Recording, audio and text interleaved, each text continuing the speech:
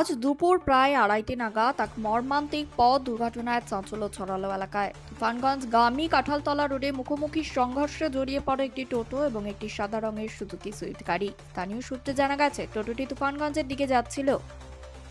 ঠিক সেই সময় বিপরীত দিক থেকে দ্রুত গতিতে আসছিল সাদা রঙের সুজুকি গাড়িটি। আচমকাই নিয়ন্ত্রণ হারিয়ে দুই গাড়ির মধ্যে জোরালো সংঘর্ষ হয়। সংঘর্ষের তীব্রতা এতটাই বেশি ছিল যে টোটোতে থাকা যাত্রীরা ছিটকে রাস্তায় পড়ে যান।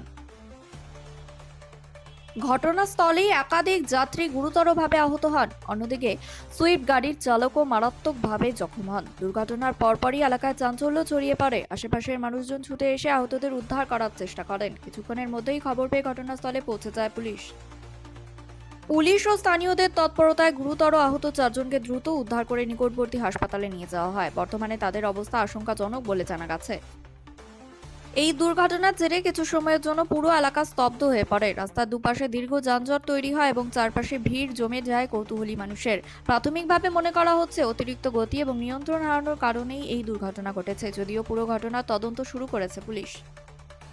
এই ঘটনায় ফের একবার প্রশ্ন উঠেছে রাস্তার নিরাপত্তা নিয়ে। প্রতিদিনই এভাবে ঘটে চলেছে দুর্ঘটনা, আর প্রাণ হারাচ্ছেন বা গুরুতর আহত হচ্ছেন সাধারণ মানুষ। সতর্কতা এবং নিয়ম মেনে চললেই হয়তো অনেকটাই কমানো সম্ভব এই ধরনের দুর্ঘটনা।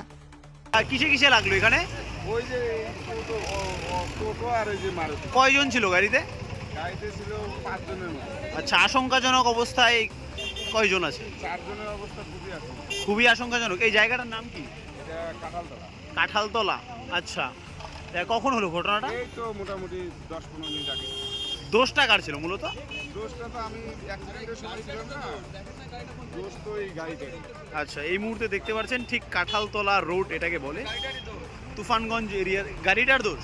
হ্যাঁ, তো গাড়ি এলো তো।